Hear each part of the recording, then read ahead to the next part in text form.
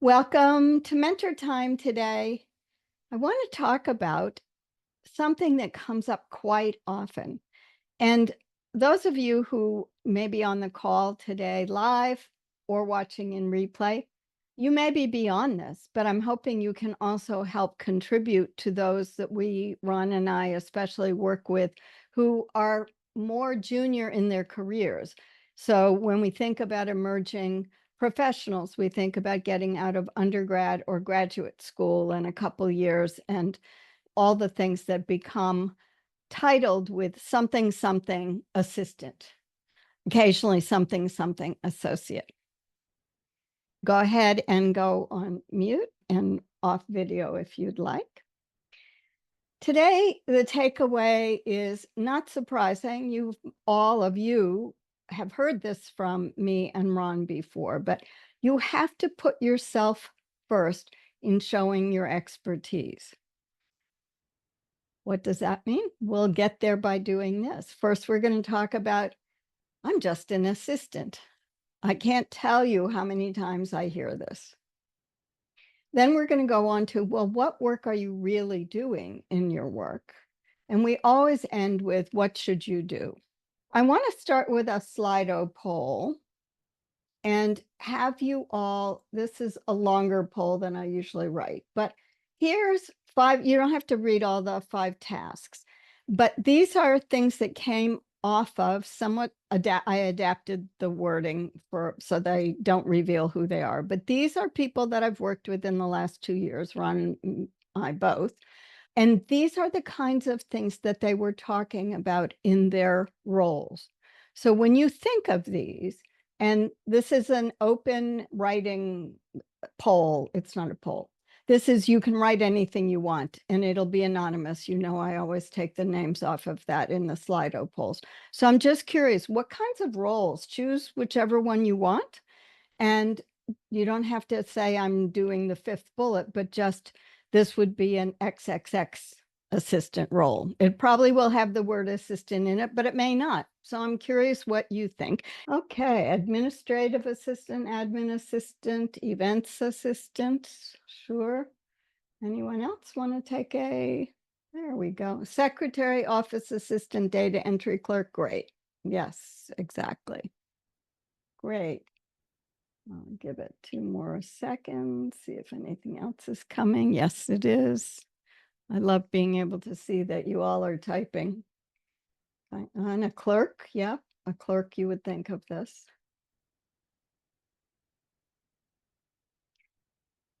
All right, so let's talk about what people commonly say to me. Sue, I'm just an assistant. Here's what I hear. When they say that, it often means something like, I'm a member of a team. So this person collaborated as a team member. This was on her resume, starting on the left-hand margin, collaborated as a. Think about it when we think about how we want to be seen for our expertise. We've had occasionally people say, Sue, my job doesn't really have a defined role. I coordinate a lot of stuff. I work across 7 people in a department. I have to work with 5 other departments. There's a lot that goes into that. And I always know that people are open to being helped when they say to me, Sue, my role is just a support role. Provide guidance to someone. As you all defined different roles, you can see that we have a hierarchy of roles. We know we do. Even if we just use emerging to mid-level to senior level, we know there's a hierarchy of who will do what. When we go to describe what we do in these roles, I find the commonality is that there's basically weak verbs, even though none of the examples that I showed you had listed these 3 verbs. These are the 3 most common that I see. Sue, I maintain, blah, blah, blah. They don't say Sue, they write it. Maintained a database. Maintain usually means a routine. You do something to keep it at a functioning level at the same level. You're not trying to improve it. You're not making something replicable or scaling it out. Sue, I assist. It's great to be an assistant. But the assistant role that you're describing, such as in this picture, is the other person is the star of the show. It's the other person who's getting the help to be featured. Not bad. We all have had those roles, but that verb doesn't leave people much way to show specific expertise. And the one that I have the challenge with is helping people understand that support is important, all the way from being there to hold the hand of someone who needs reassurance, empathy, but also I support a department of 7 people. What does that mean? I hear 7 people and I'm thinking that's complexity, but support says propping up, holding together, piecing together. I didn't give you definitions from the dictionary this time. So let's talk about the flip side of what we hear and what people are challenged in doing, and that is identifying what work are you really doing in these roles. In the chat box, I would like you can choose any of the 5 statements here that, again, these came off of people's resumes and CVs. Choose one, just give me the number that you're responding to, and tell me what work do you think these contribute to? And if you want to, you can think of it as what's the one outcome that this would provide. This would relate to the person's work. It relates to an outcome, but even a results-based evidence for this. You don't have to write an evidence statement, but you might say, for example, provide guidance on statistical analysis to students. It might be something larger in the student learning arena. Take a couple minutes, if you will, and put your responses in the chat box for me. Thanks for that question. Let me phrase this again. There are 5 examples. Choose one and tell me the person who conducts general office administration tasks. What is she or he really contributing to? Not just doing. What's the done there? The done, for example, there is in number 1, ensure or facilitate an efficient office functioning by conducting X, Y, and Z administrative tasks. The larger outcome is better office management and procedures. So we have 1, number 4, identifying partner agencies. Yes, Peter. Thanks, Ron and Peter. Research and recruited candidates to be guest speakers. Yes. And you could take it higher level, since I've got those 2 examples for number 4.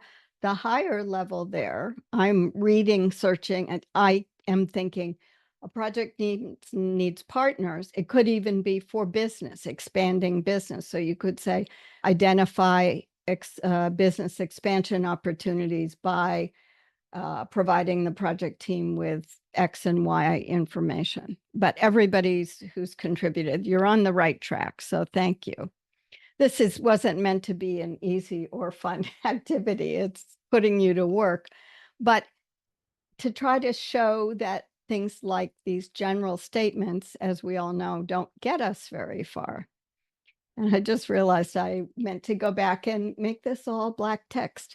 The color has no meaning in this, except that I forgot to blend it all together. So when we think, oh, I have another one for number 3. Let me just go back. Thank you. Providing guidance to students, taught the number of students and how to do the tasks. And if we bring that to the larger learning level from the evidence-based statement, then it might be ensure students successfully pass, 90% of students pass XXX course by providing delivering the information for completing stats analysis tasks. You've got the direction we're going in that get us away from provide guidance, which doesn't tell us very much. Support a project team doesn't say what the project team might be able to use it for and what that support that you've developed means. Back to our 3 words, assist, maintain, and support. These aren't the only verbs you can use, but if we change assist to the actual thing that we're providing or contributing to, creating, streamline, coordinating, Maintaining is often providing, delivering, preparing. Even if you're maintaining a database, you're probably preparing it, updating it, and even migrating it if you're moving to new software. And support, develop, update, provide. These aren't the only verbs, but it's just to show you that these verbs that are active, assist, maintain, and support, they're all active, but they're all, I call them weak verbs because they're big. They just tell you did something. And they also, all three of them have an inherent association for what they mean in English that we've all grown up with and used in different such situations outside of our careers. So we need to be more specific to get more effect for you all on your expertise. And I just realized now I have a slide I need to take out of here that should have been hidden. So let's go back to an administrative role. And this is one of the examples I gave you was a version of this. This is her job that she was doing. And these were the 3 bullets that she wrote. And she said, I write, type, and review documents. And you all recognize that's the doing. Coordinating flow of information, that was a higher level. That's a good role for her. That gives us immediately the thought that, oh, she's handling complexity. If there's flow of information, it's coming into her. And if she's coordinating it, there are other people that need to see it.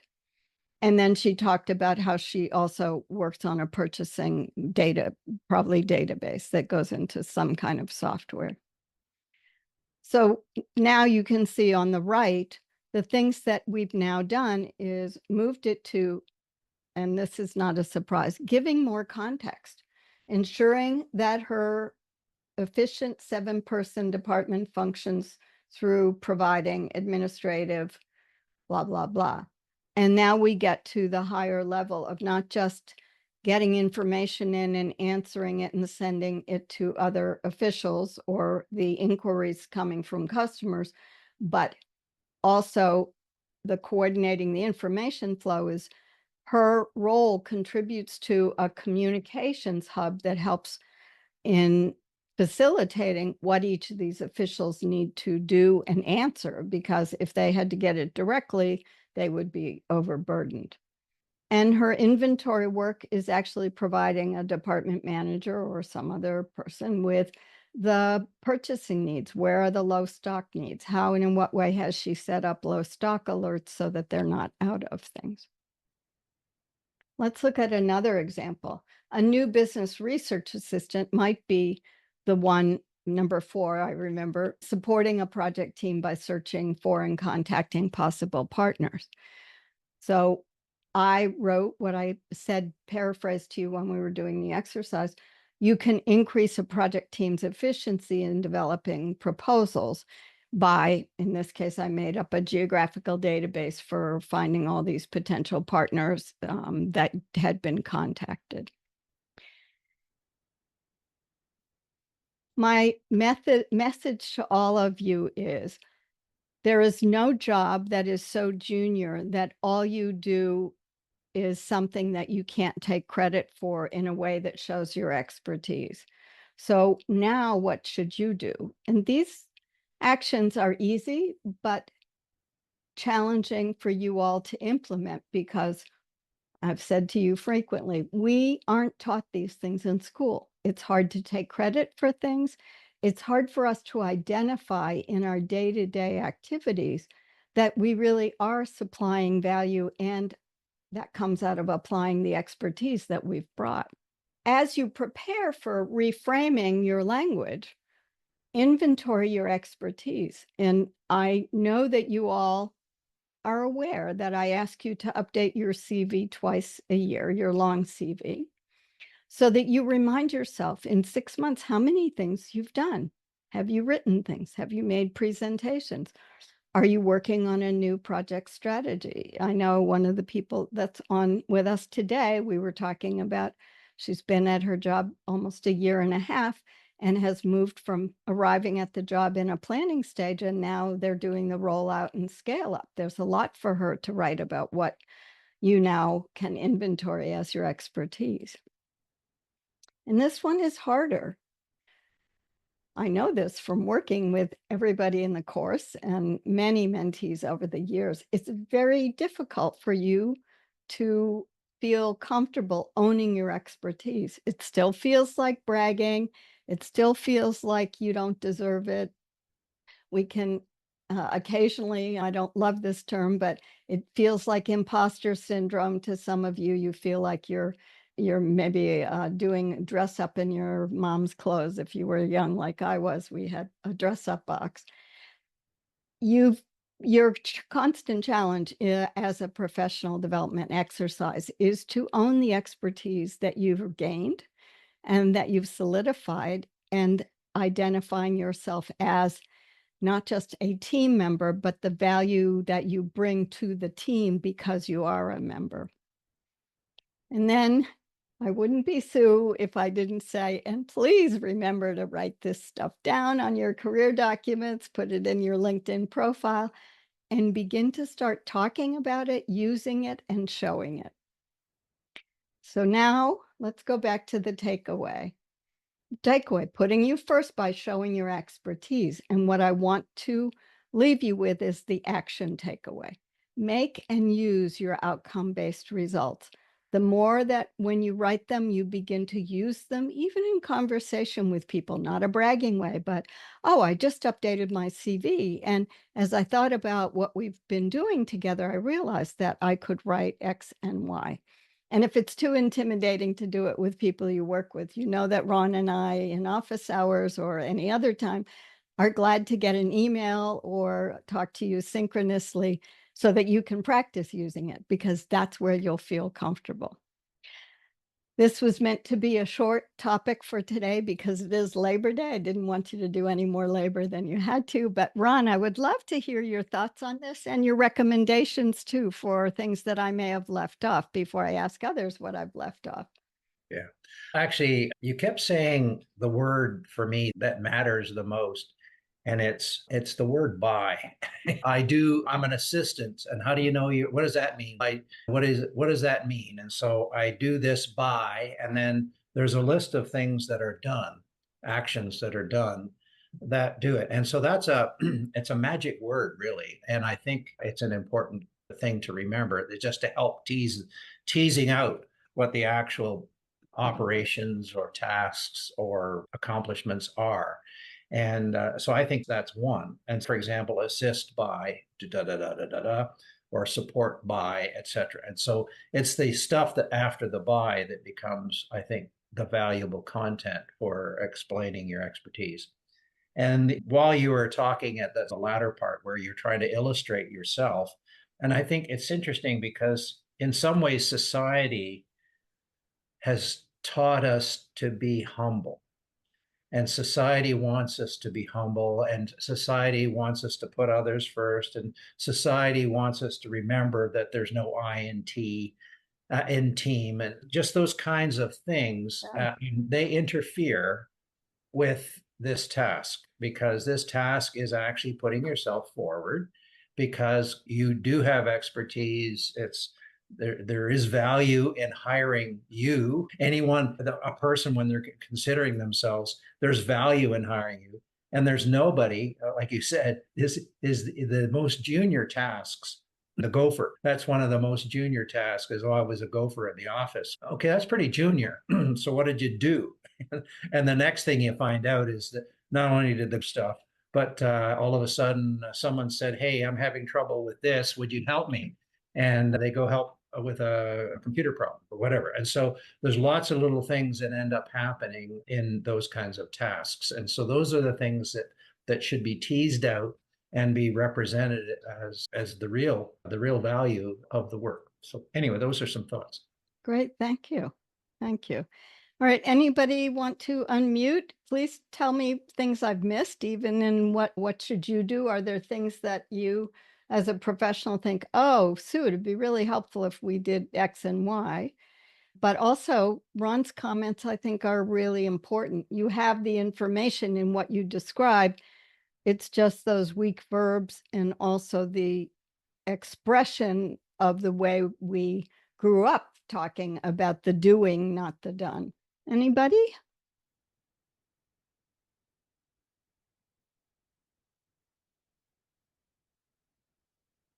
Sue, one thing I was thinking was that it's just a thing that you have to work on, and it's a skill that you build up. And so, yeah, the first, especially when you are early in your career, you don't you haven't had any experience writing that, and so it just seems like such a daunting task.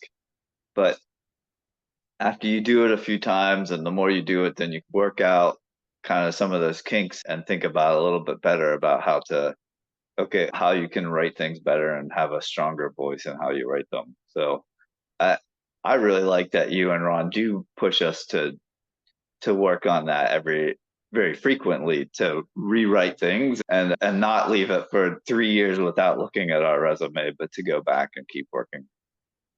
Thank you, Peter. Peter, I love your reminder. Yeah, I've got to remind myself, and obviously I don't always think of that, but it's not just that we're not taught to do it, we're not even given the opportunities, because you apply in grad school or the year after grad school for jobs and your resume is good enough. I don't know how to figure this out, but I was talking to someone recently who said, "Oh yeah, my resume," and her resume looks okay, but she's been getting a lot of interviews. She's just not getting the job. And there are things she can do to improve it. You know me, I'll always find something, even in my own. But the important thing is that we also still have an audience of people who aren't necessarily looking. They know they need a solution to their problem, which is fill a position, fill a promotion, do some business, whatever. But they're not used to seeing it in writing in a way that they're starting to demand it. I'm part of my goal in passing all this on to you all over the last decade and a half has been, I want you all to have control of your careers, because so much of our careers we were never encouraged to take it on in that way. And so your reminder, Peter, that it's something we constantly need to practice is something I need to remember. And I need to say that when I tell people twice a year who've signed up to be notified for updating their CV, come and get it done, because I have got to do mine again for sure. Thank you, Peter. Ron, any comments on what Peter said? No, I think that's really valuable, Peter. Thanks for sharing that. Yeah, it's this idea that after a while you get better at it. And I was thinking, Sue, as you were talking in response to Peter, is that an individual might have some difficulty. They're having difficulty landing the job. They may even have a decent CV or resume, but the challenge then comes to talking about what it was that you did that was valuable to the organization. And so the more you do that and the more that's reflected in the CV in terms of the statements that are there, the more you get a chance to rehearse it, the more it becomes internalized. And it's that internalization that helps during the interview at some point where okay, now I'm talking about my accomplishments. And so I'm talking about how I added value to the organization and being comfortable. And I think you're right, Peter, is that it's initially hard, gets easier. And the more times you practice that interviewing, and even some people just apply for jobs, they say, I didn't think I was qualified and I didn't think I was going to get it, but I got an interview and I'm glad I did it because. And I recall the very first mentee I worked with, Sue, remember way back when? And that Yeah. was one thing she said is I did some practice interviewing with her. And then she actually applied for a position. And so I was mean to her during the thing. I pulled some dirty tricks in the practice interview. And she was irritated with me. And we talked about it. And then it turns out in the interview that she had several days later, she had an opportunity to be irritated because of things that were happening. It was a virtual interview. And so that little bit of practice, that little bit of exposure helped her become more confident and more competent in talking about it. And in that case, she decided I didn't want to work with these people, but that's a separate issue. Right. But thank you, Peter, for that suggestion. It's just is Yeah. practice. Practice helps make it easier. That's true. Very true. Yeah, thank you. Because it's true. I occasionally get someone who's been through the course or through mentoring programs with me who will reach back once they've started their new job after 6 months or so and say, Sue, I need help figuring out how to update, because again, I just need to constantly be reminded we're not all learning this at the same rate. And just because you do it once in the course, for example, or do it once with Ron and me, doesn't mean that you're going to be great at it. I'm still not great at it. We're not good at writing about ourselves. That's the thing. Anybody else have any comments before we open up the chat box? All right, I'll do a quick check-in. Any questions, burning questions that someone wants answered today?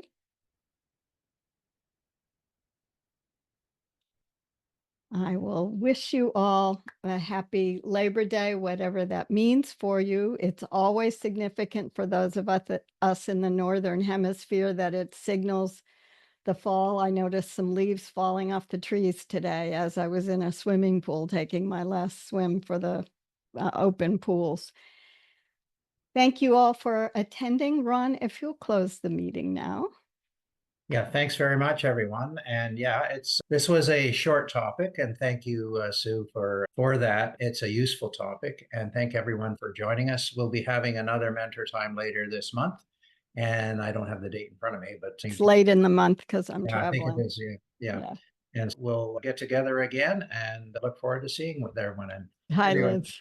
have a great day, everyone.